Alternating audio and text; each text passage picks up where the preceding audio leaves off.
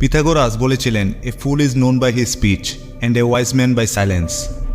একজন বোকার পরিচয় তার কথার দ্বারা বোঝা যায়, আর একজন জ্ঞানীর পরিচয় হয়ে থাকে তার নীরবতায়। এমনকি আচার্য চাণক্য বলেছিলেন, যে ব্যক্তি এটা বুঝে যাবে যে কখন, কোথায়, কি এবং কতটুকু বলতে হবে, সে ব্যক্তিকে সফল হওয়া থেকে কেউ আটকাতে পারবে না। কারণ ধনুক থেকে বের হওয়া বাণ আর মুখ থেকে বের হওয়া কথা কখনোই ফিরিয়ে আনা যায় না। আপনার বলা প্রতিটা শব্দ আপনার শক্তি হতে পারে, আবার বিপদের কারণও হতে পারে। আপনি খেয়াল করে থাকবেন, যখন আমরা কারোর সাথে তর্ক করি আর সেই তর্ক করার পর চিন্তা করি যে ওই সময় আমি এটা বলতে পারতাম, সেটা কেন বলিনি, যদি তখন এটা বলতাম তাহলে তো আমি সঠিক হতাম। কিন্তু তর্ক করার চক্করে আমরা একেবারেই চিন্তা করি না এসব, আর নিজেদেরকে সঠিক প্রমাণ করতে, নিজেদের কথার ভ্যালু রাখতে উল্টাপাল্টা যা ইচ্ছা বলে দিই। আর মানুষ তখন আমাদের কথার গুরুত্ব দেয় না, আমাদেরকে মূল্যহীন ভাবতে শুরু করে। তবুও অনেক মানুষ তাদের নিজেদেরকে বড় দেখাতে চুপ থাকতে পারে না, যেখানে অনেক মহাজ্ঞানী, মহারাজা এবং সফল ব্যক্তিরা উদাহরণ হয়ে রয়েছেন এবং বুঝিয়েছেন সাইলেন্স থাকার মধ্যেই আসল ক্ষমতা থাকে।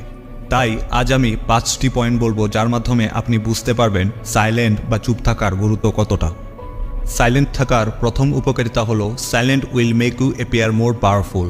অর্থাৎ চুপ করে থাকা বা নীরবতা আপনাকে বেশি শক্তিশালী দেখায়। একজন অন্যতম যোদ্ধা সান তজু ওনার সাইলেন্ট থাকার মাধ্যমে অনেক শত্রুদেরকে হারিয়েছেন। তিনি চুপ থাকার মাধ্যমে শত্রুদেরকে গভীর চিন্তায় ফেলে দিতেন এবং শত্রুরা ভয়ে থাকতো যে ওনার নেক্সট প্ল্যান কি হবে, কখন হবে, আর কনফিউশনে পড়ে ভুল পদক্ষেপ নিত এবং হেরে যেত। এইটাকে বলে পাওয়ার অফ সাইলেন্স। আপনি প্রয়োজনের বেশি যত কথা বলবেন, মানুষ আপনাকে ততটাই সাধারণ ভাবতে শুরু করবে। অন্যদিকে সাইলেন্ট থাকলে আপনি এটা ভাবতে পারেন যে আপনাকে কি বলতে হবে এবং সঠিক কোনটা। আর চুপ থাকার পর আপনি যখন কিছু বলবেন, সেই কথাগুলো উঁচুনি থাকবে আলাদা। সেকেন্ড পয়েন্টটি হলো, no one can fool you or manipulate you. অর্থাৎ কেউ আপনাকে এত সহজে বোকা বানাতে পারবে না যদি আপনি চুপ থাকা শিখে যান। যখন আপনি কারোর সাথে কথা বলবেন এবং সেই সময় যদি চুপ থাকেন, তাহলে সামনে থাকা মানুষটির কথা আপনি মন দিয়ে শুনতে পারেন।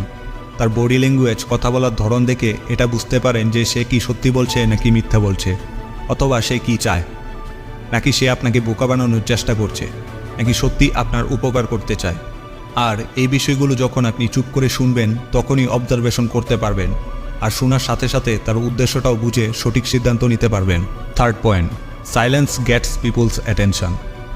আপনি যদি কোনো গ্রুপ মিটিংয়ে থাকেন অথবা কোনো ক্লাসে থাকেন, তখন হয়তো বুঝতে পারেন যে কিভাবে চুপ থাকার মাধ্যমে অ্যাটেনশন গ্র্যাব করে ফেলা যায়।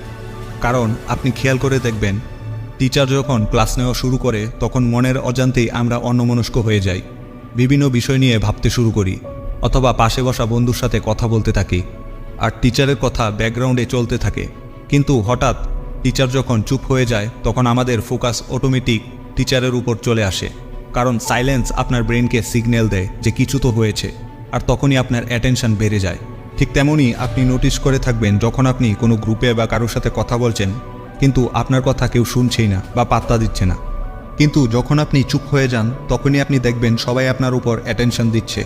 তারা এসে জিজ্ঞাসা করছে, কি ব্যাপার, আগের মতো কথা বলছো না, কি হয়েছে? Number 4, silence makes you more creative.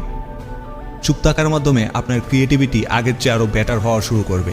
যখন আপনি চুপ থেকে নিজের সাথে একা সময় কাটাবেন, নিজেকে সময় দেওয়া শুরু করবেন, আপনার মাইন্ডে বিভিন্ন ধরনের ক্রিয়েটিভ চিন্তাভাবনা আসা শুরু করবে। আপনার ক্রিয়েটিভ থটস আপনাকে ধীরে ধীরে প্রোডাক্টিভ তৈরি করে ফেলবে। আপনি যত বেশি ক্রিয়েটিভ চিন্তা করবেন, আপনার ইমাজিনেশন পাওয়ার অর্থাৎ কল্পনা শক্তি তত শক্তিশালী হবে। আর কল্পনা শক্তি হলো পাখির মতো, আপনি যত উপরে উঠতে দেবেন, আপনি ততটাই লাইফে অ্যাচিভ করতে পারবেন। আপনি নিজেকে চুপ রেখে এবং নিজেকে পজিটিভ রেখে যে কোনো কাজকে বেটার উপায়ে করার ক্ষমতা রাখেন।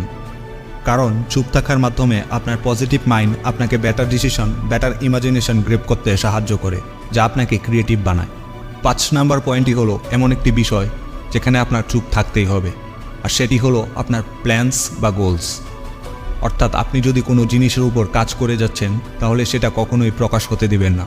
এই পৃথিবীতে অনেক মানুষ আছে যারা খোলা বইয়ের মতো, সুযোগ পেলেই মনের সব কথা শেয়ার করে দেয়, সব গোলস, প্ল্যানস শেয়ার করে দেয়।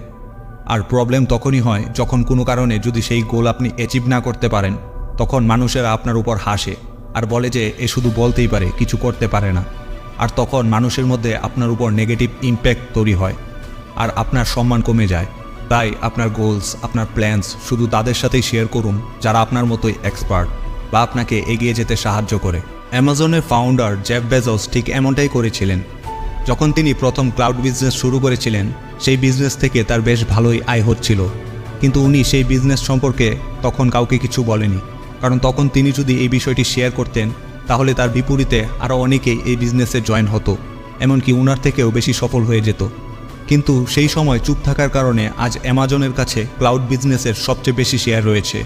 তাই ততক্ষণ নিজের গোলস বা প্ল্যানস শেয়ার করবেন না যতক্ষণ আপনি সফল না হতে পারছেন। তো আশা করছি এই ভিডিও থেকে আপনি বুঝতে পেরেছেন যে চুপ থাকার ক্ষমতা কতটা এবং কতটা গুরুত্বপূর্ণ।